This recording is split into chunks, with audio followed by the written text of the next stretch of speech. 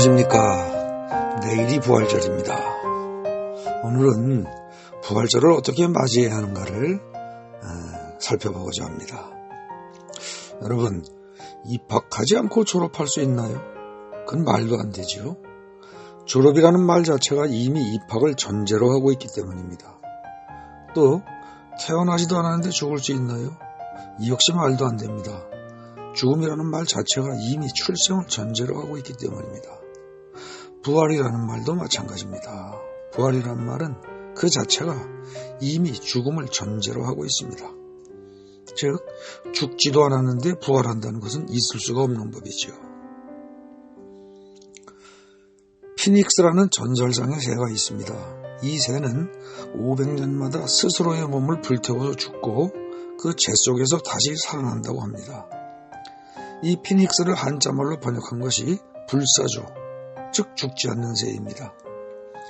그런데 사실 피닉스는 죽지 않는 새가 아니지요. 오히려 수없이 죽는 새입니다. 왜냐하면 다시 살아나기 위해서 500년마다 반드시 죽어야 하니까 말입니다. 결국 불사조라는 전설상의 새도 죽지 않는 새가 아니라 죽은 후에 다시 부활하는 새란 뜻입니다. 부활절은 하나님의 아들 예수 그리스도가 십자가에서 죽은 지 3일 만에 부활한 사건을 기념하는 절기입니다. 그러나 부활절은 예수님 한 분만의 부활을 기념하기 위한 것은 아닙니다. 예수의 부활과 더불어 믿는 자들의 부활이 함께 성취된 것이기에 더 큰 의미를 지니는 것입니다. 신약성경의 갈라디아서 2장 20절은 다음과 같이 말합니다. 즉, 내가 그리스도와 함께 십자가에 못 박혔나니 그런즉 이제는 내가 사는 것이 아니요 오직 내 안에 그리스도께서 사시는 것이라. 이제 내가 육체 가운데 사는 것은 나를 사랑하사 나를 위하여 자기 자신을 버리신 하나님의 아들을 믿는 믿음 안에서 사는 것이라. 이는 예수 그리스도의 죽음과 함께 나도 죽었고 예수 그리스도의 부활과 함께 나도 부활했다는 말입니다. 이처럼 내가 부활하여 영생할 수 있도록 길을 열어주신 분이 예수님이시니 예수님께 감사할 수밖에 없지요. 그래서 기쁜 마음으로 부활절 감사 예배를 드리면서 부활절을 기념하는 것입니다. 그런데 부활절 감사 예배를 드리며 이웃에게 부활절 달걀을 나누어 주기도 하는 여러분들은 정말 죽으셨습니까? 예수는 분명히 죽고 부활을 하셨건만 내 자아는 그냥 멀쩡하게 살아있지 않나요?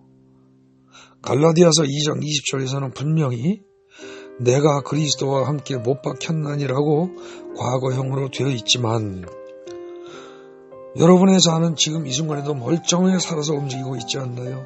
지금도 내 안에 살아서 나를 이끌어가는 것이 바로 나 자신의 자아 아닌가요? 만약에 그렇다면 그런 분들이 부활절을 감사하고 기뻐해야 할까요? 아닙니다. 예수도 부활하고 남들도 부활하는데 정작 나는 부활을 할 수가 없는 겁니다. 내가 죽지 않았으니까요. 그렇다면 오히려 가슴을 치고 통탄한 일 아닌가요? 남들은 부활의 은혜를 직접 누려서 영생을 얻었는데 부활하지 못한 내가 부활절을 기뻐하고 감사한다고요? 거짓말입니다. 스스로 속고 있는 겁니다.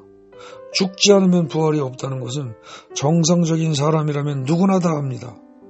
불사조라는 전설상의 새도 죽지 않는 것이 아니라 죽어야만 다시 부활한다는 것을 기독교인이 아닌 세상 사람들도 다 압니다. 죽지 않고는 부활이 없다는 점을 성경은 분명히 가르쳐줍니다. 하나님의 아들 예수님께서도 이 세상에 오셔서 죽은 다음에 부활을 하셨으니까요.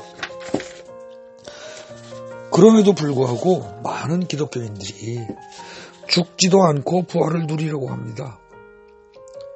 죽지도 않고 부활의 은혜를 누릴 수 있다고 착각을 합니다.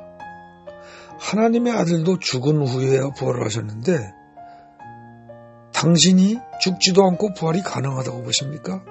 착각, 그것도 아주 심한 착각입니다. 꿈에서 깨어나야 합니다.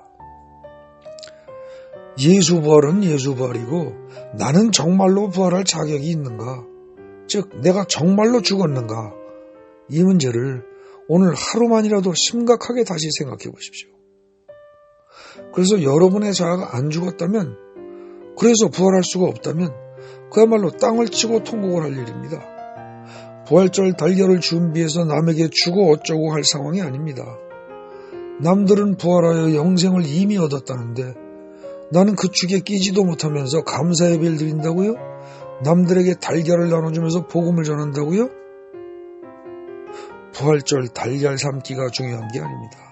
고난주간 금식이 중요한 게 아닙니다. 정말로 진짜로 중요한 것은 내가 정말로 죽었는가 아닌가를 확인하는 일입니다.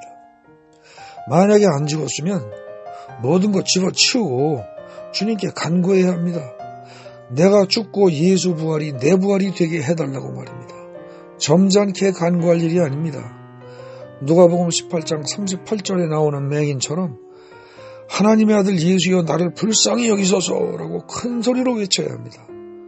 설령 주위 사람들이 뭐라고 비난을 할지라도 그 맹인처럼 더욱 크게 소리 질러서 하나님의 아들 예수여 나를 불쌍히 여기소서, 예수 부활이 내 부활이 되길 원합니다. 내가 죽기를 원합니다라고 외쳐야 합니다. 마귀는 우리에게 속삭입니다. 부활절 예배만 잘 드려. 부활절 달걀도 많이 나눠주고 말이야. 그러면 되는 거야. 특히 부활절 감사헌금을 잊지 말고 많이 내라고. 그래야 하나님께서 기뻐하시지 않겠어? 라고 말입니다. 그러나 하나님은 말씀하십니다. 얘야, 부활절 감사 예배가 중요한 게 아니란다. 예수의 부활이 너의 부활이 되지 않는다면, 그래서 너에게 영생이 주어지지 않는다면 부활절이 너에게 무슨 의미가 있으며 또 예수에게 무슨 의미가 있겠니? 너 스스로가 심각한 착각을 하고 있으면서 네가 감사 예배를 드린다니 내 마음이 심히 아프구나. 나는 내가 진정으로 죽고 진정으로 부활하길 바란다. 그래서 항상 나와 함께 동행하며 살기를 바란다 라고 말입니다. 누구 말을 들으시겠습니까?